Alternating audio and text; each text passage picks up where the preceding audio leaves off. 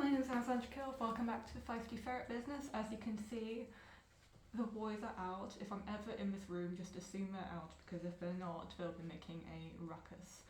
And just assume they'll be getting in the way for the rest of the video. So today's video was actually inspired by Don't You Dare. Hey, do not dig in the corner. Today's video is inspired by a Facebook group I just joined, where for obviously ferret lovers. Sorry for the noise, he's climbing on a thing.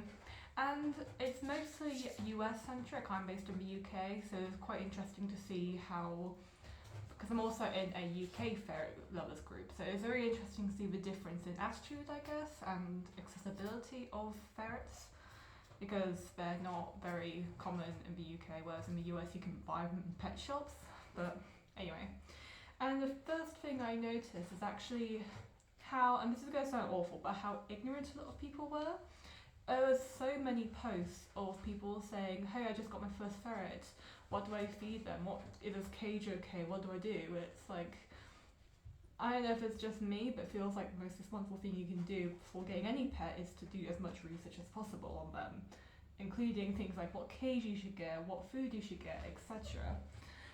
So today's video is going to be just about the top 5 mistakes that new ferret owners make, or at least most of them. Not all of you, but most people, especially if you're new to animals in general.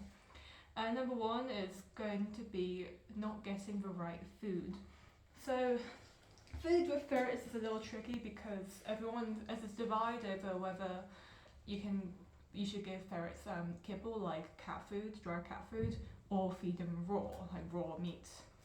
And from what I have seen and researched, I think raw is the best option because they are strict carnivores. However, if you get the right type of kibble, the right type of dry cat food, they will be alright. And honestly, sort of give them meat occasionally, like keep their teeth clean. It shouldn't cause any issues. So the issue that I found is that people don't know what to look for in dry food. You want to look for the highest protein percentage, and you want food that doesn't have any additives that involve like starch, vegetables, because you do find a lot of that filler stuff in a lot of dry cat food, and ferrets can't digest it because they are strict carnivores. They can't digest vegetable starch and peas and other veg, they just can't. So there's a couple of different brands that people recommend, but I highly recommend checking, just when you go into pet store, just look at the back of the analytical contents of the cat food, check the ingredients, even if it says, what's he doing? One moment. No, he's just eating. But yeah, always check ingredients, high protein, and no vegetable starch fillers. But yeah, so some people do a mix of both raw and kibble. It's up to you really, it's a personal preference. Hey. But yeah, that's the first thing that people tend to get wrong. There's different good and bad things about, kibble and raw feeding. I might do a video on that in the future, even though raw feeding isn't my specialty. My boys are on kibble. But I might look into asking you guys what your opinions are on what you find are the benefits and cons of both sides, so I can do a video on it in the future. Let me know. The second mistake will be toys. So obviously ferrets are very energetic creatures and will need to have a lot of enrichment. Hey, Pierre, Balsa. Yeah, they need a lot of enrichment, and that's where toys come into play. So, and the thing that most people seem to think is that because they are a lot like dogs and cats, you can get them dog toys. Some dog toys are fine. However, I don't have any examples on me, but have you seen those rope bones that have like a plastic bit around the middle?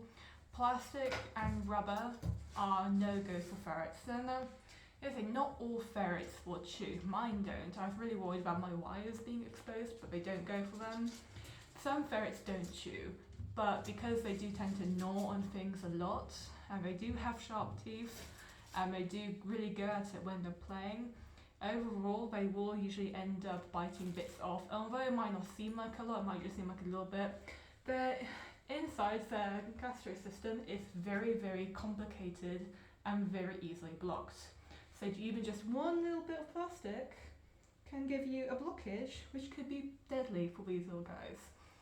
So getting the right toys makes a big difference. I'm personally not a fan of knitted and crocheted toys, just because I feel like they could come apart too easily, and if you use stuffing, they could digest that. However, as long as you keep an eye on the toys you do have ones that are a bit more on the sturdy side, ones that don't really have anything that can come off and digest. Especially if the toy is well made and there's no rubber or silicone, should be fine.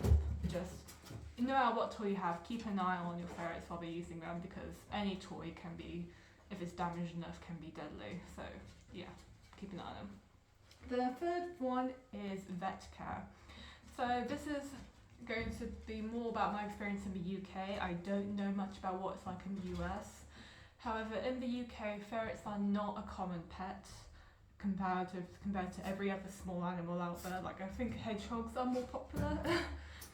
But because they're not very common, a lot of vets will class them as an exotic animal, an exotic pet, which one, raises vet bills, and two, means that it's harder to find vets that are competent and know how to handle ferrets. So if you're on Facebook, there's a group called UK Ferrets, and they have a file that has every vet, well, especially if the people in the group contributed to the list to add what vets they have that can handle ferrets. So if you go onto that list, you can find your nearest vet that will look at ferrets, and so you're getting along good. I think why veterinary care is so important with any animal really, but especially ferrets, is the fact that they are very complex. They are very susceptible to illnesses like adrenal disease, and what's it called? Hey, Balsa. And some are born with heart issues, like my Balsa has an enlarged heart, which doesn't normally cause problems, but it could do if it's damaged in some way.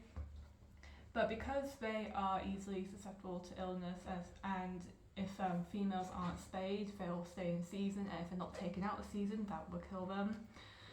So it's really important to find a vet that knows what they're doing and won't charge you a fortune. Obviously, no matter what, vet bills will be pricey, especially for ferrets. So definitely look into pet insurance, and if you can't, just put aside money into savings each month and build up a little chunk of money. I recommend at least £1,000. Hey, Balsa.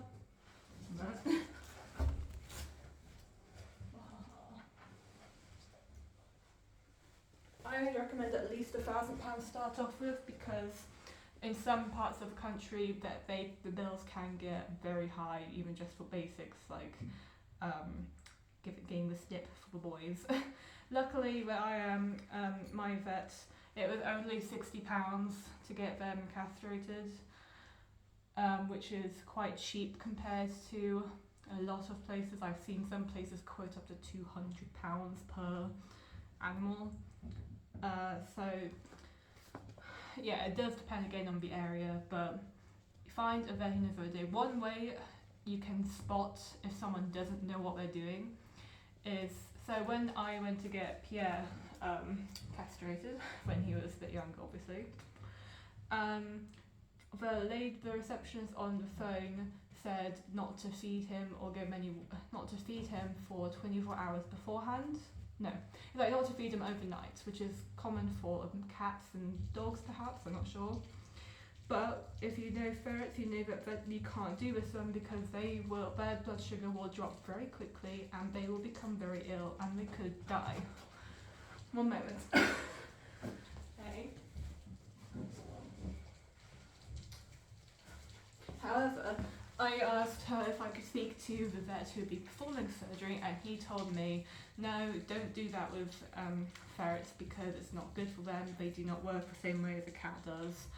So that's where I felt okay trusting him with my boys. I said my boys. He is already castrated. I'm talking about Pierre.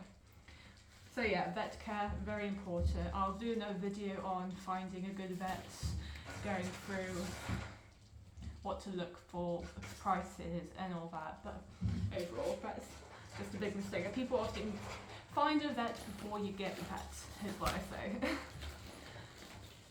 Number 4 is space and cages. So when you look up ferret cages online, you actually get a lot of rat cages come up, which I can kind of understand because behaviourally they are similar. They like to climb, they like levels, but rats are a lot smaller. And ferrets are a lot bigger and need a lot more space, and usually you have them in pairs, which means double the space.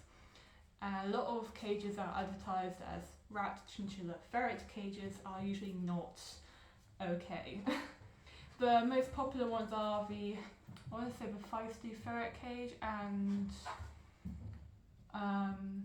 another one. I'll put links below, but there's these two really big 2-story ones that are very popular. They are very expensive, but they are worth it. I had one of just the 1-story ones for Pierre when he was alone for a bit, but obviously we've got a bigger cage now, but got 2 of them. But in general, you want a nice big cage if they're not going to be free roaming. Some people, if they have them outside, will get nice big hutches. And again, the bigger the better. You don't want to go for anything too small. You want to have like their food and water and their litter boxes and their sleeping areas separate, because otherwise that will cause issues.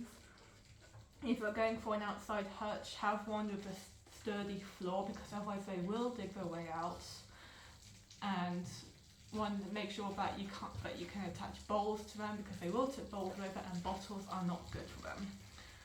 So if you hear the water, that's a drain pipe outside not working. But yeah, so in overall, the bigger the better. If you choose to have your ferret free roam, which is what I do in this particular room, then just make sure that there's no escape routes. Make sure ferrets proof the room to make sure there's nothing that they can climb up and get themselves hurt on, and there's no way they can escape. And essentially make sure that if you're renting, you're cleaning regularly.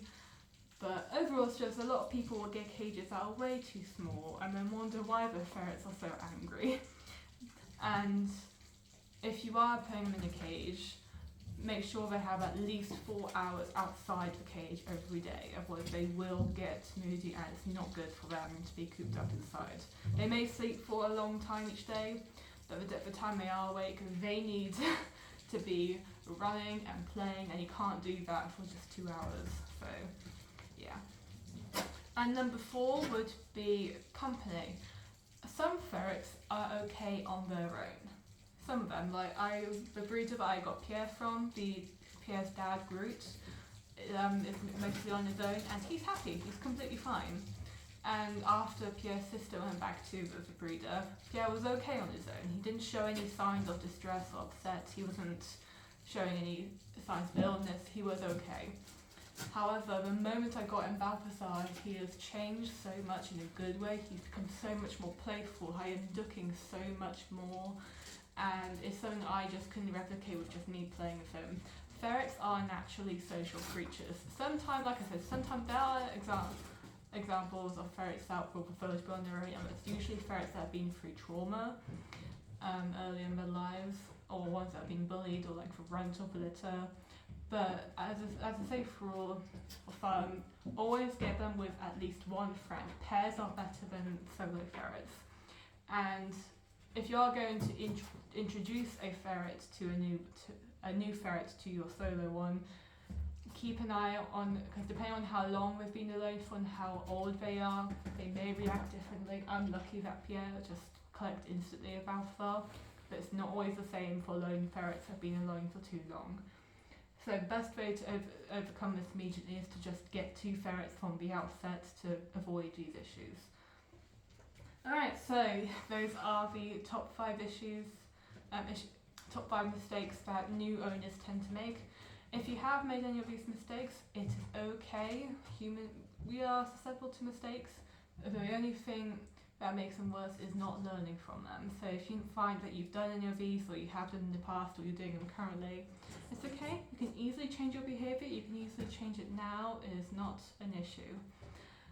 You just need to do what's best for your animals, really. But that's it for today, guys.